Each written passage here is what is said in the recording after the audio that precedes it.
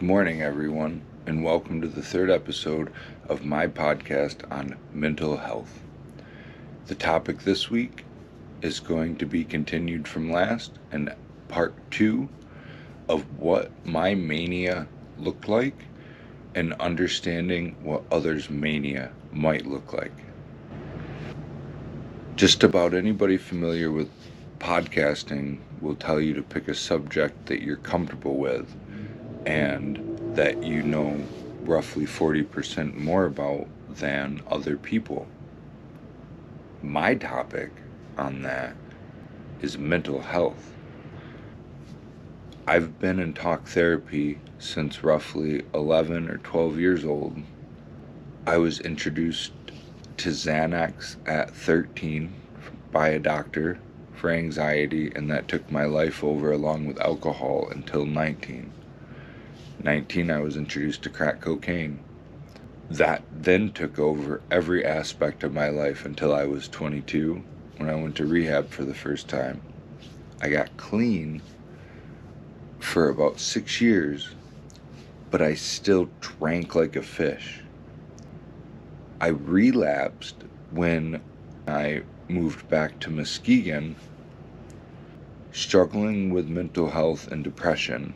I was still able to go to work enough to keep my job and to start a family. My mid-20s, I was lucky enough to get married and have my son. To take care of my family, I moved back to my old stomping grounds in the city I came from.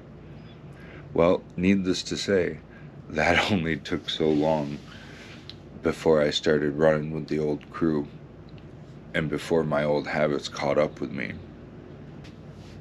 These patterns eventually returned to me using, and I found myself again in rehab at 28. When I got out of rehab that time, I remember I was ready to quit using, but I still wasn't ready to quit drinking. I didn't see that as a problem. But I knew I couldn't be in the same town I was in anymore. So my family and I packed up, and I was able to purchase a home back in the town where I worked. Well, that's fine, but there really isn't such a thing as a functioning alcoholic. There's an alcoholic getting by, and that's what I was doing. Along with dabbling in Adderall and Xanax, I was drinking, and I was barely using, but I didn't really need to, because what had happened was the Adderall for my ADHD was like the kickstart or the rope pull for a manic episode that I did not know was going to happen, and holy cow, did it happen. I joke and say mania is a hell of a drug. Well, so last week on the episode I did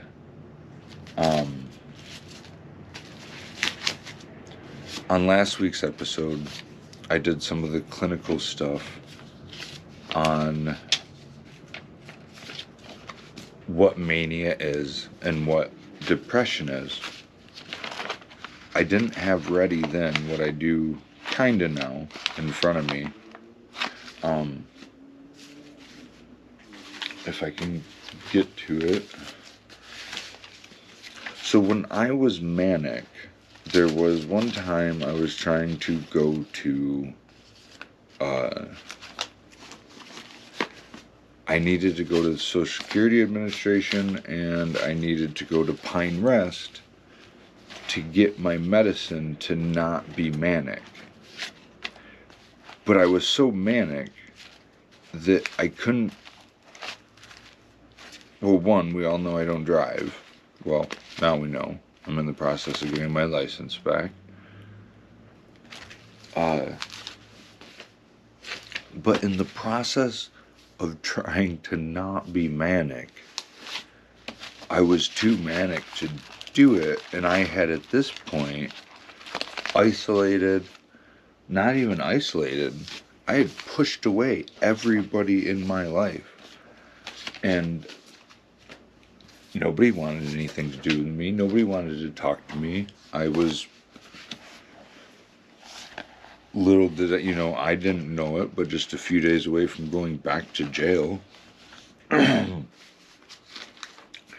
But in that time, there's this one particular story of me trying to get to the Social Security Administration and to Pine Rest in Grand Rapids, Michigan.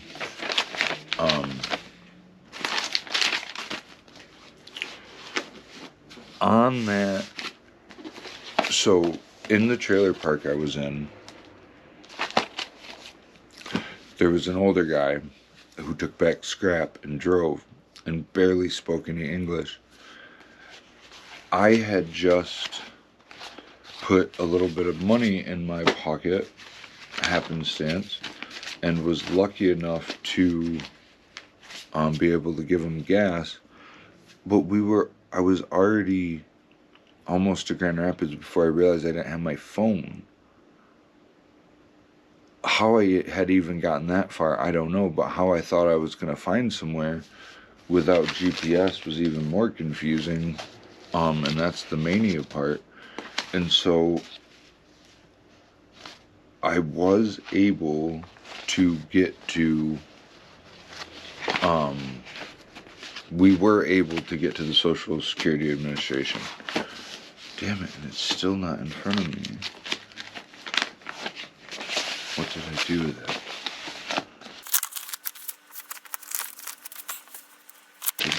That was kind of the show and tell. Alright everybody, I finally found it, so I'm gonna have to edit this in. What my mania looked like, and I came up with how I want to say it. Manic energy is, so any normal person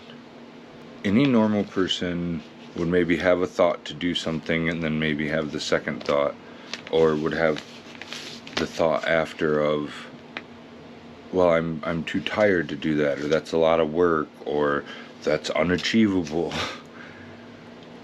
When I was manic, it didn't matter what it was. I thought I could do it. I seriously thought, like, dude, all I had to do was GoPro. Anything in the world was achievable. It didn't matter.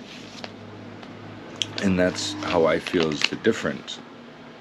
In mania, you have a thought and you just do it. There is no second thought. Well,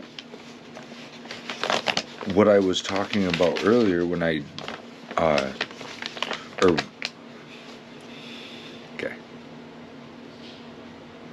so when it came time for me to, being manic made everything a lot harder, and it definitely was like ADHD on steroids times 10.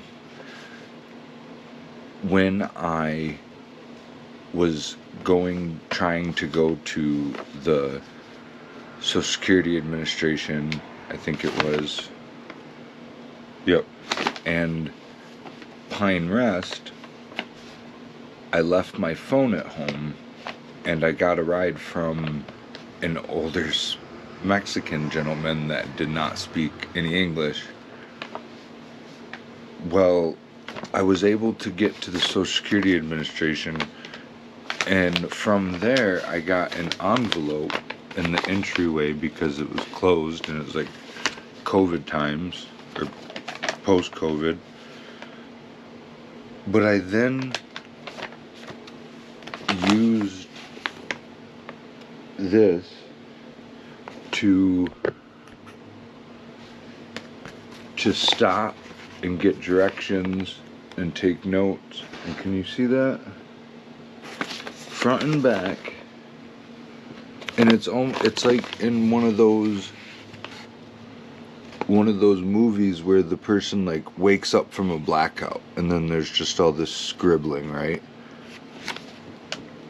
This is everywhere I went. This is all the notes, all the directions I asked for verbally. This right here, and I'll try to open it up.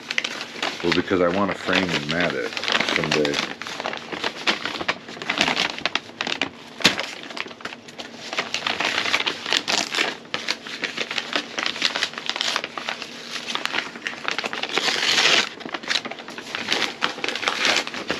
For me, along with a handful of other things I've hung on to,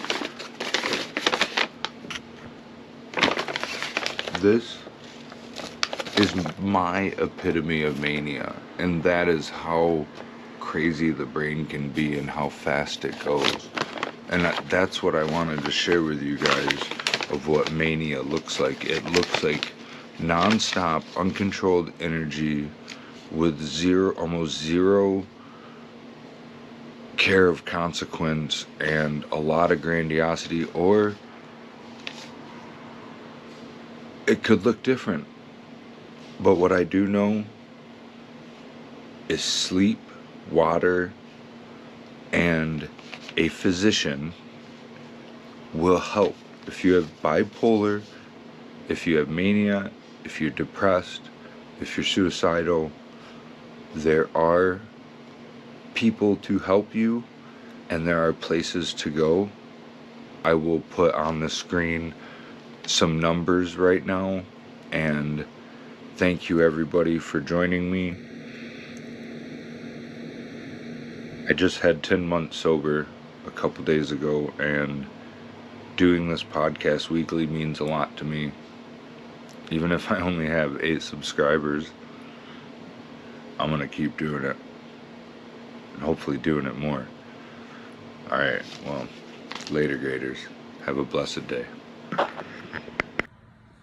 Shameless commercial. Buy my stuff.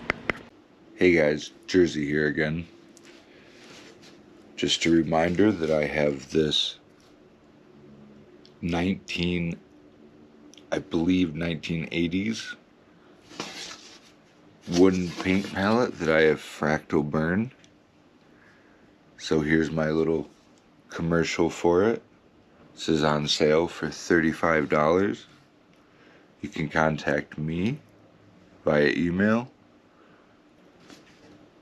Anybody, any artists? Alright, so it is.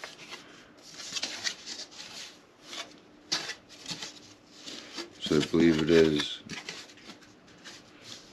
So the shape of the hole shows me that it is a right-hand palette, I believe.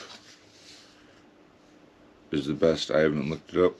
So it is the opposite side of where you put your paint that is fractal burned.